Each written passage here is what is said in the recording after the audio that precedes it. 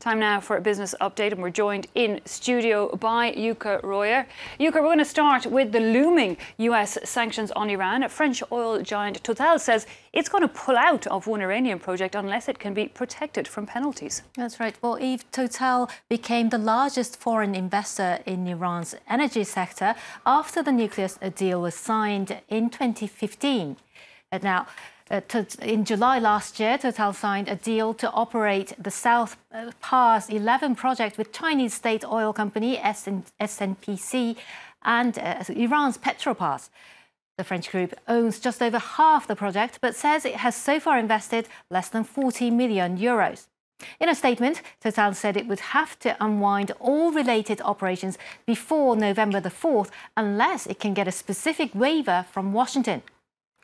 While Total is not a US firm, it can be subject to so-called secondary sanction because it has business with the United States. The energy giant says American banks are involved in over 90% of its financing operations and 30% of its shareholders are in the US.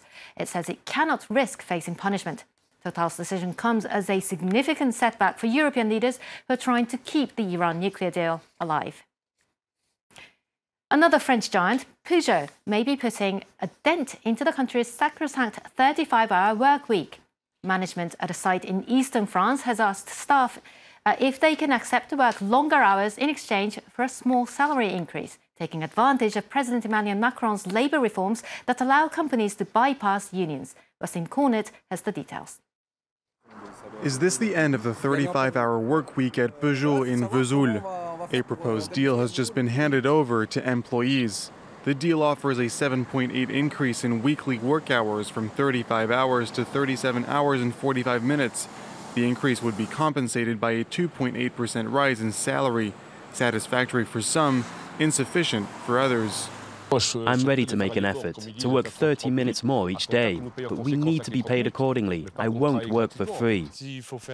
If we need to make an effort to keep our job on the Vesoul site, then yes, I'm ready to make that effort. Vesoul is a special site for PSA Peugeot. Spare parts are stocked here and then distributed across Europe.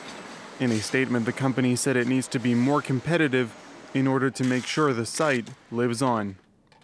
For the plant's main union, this argument holds, and they say they're ready to talk with management. Another union, though, fears the proposed changes at the Vesoul site are just the beginning.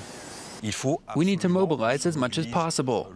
If we don't, the entire company will suffer the same situation. The 35-hour work week will be in jeopardy for each employee. The latest labor reform allows the company to offer this type of deal. Management hopes it will be agreed upon in the coming month. Let's check in on the financial markets now. European markets were mixed at the open as concerns over Iran, as well as political developments in Italy, dampen investor sentiment. Here in Paris, the CAC 40 is up a tenth of a percentage point, and Total's shares rose after that announcement. Next, with the Chinese vice premier in Washington, the US and China are launching a second round of trade talks this Thursday. The aim is to avert a damaging tariff war. Reports say China may offer to expand imports of US agricultural products and gas. In exchange, the Trump administration may lift crippling sanctions against Chinese phone giant ZTE. In Beijing, the Commerce Ministry stressed it didn't want tensions to escalate, but was prepared to take steps to safeguard its interests. We hope not to see the escalation of US-China trade tensions. Of course, we have made preparations for all outcomes. I want to emphasize that China-US trade cooperation is market-driven and also depends on the strength of the market to push forward its development. It should be in accordance with market principles.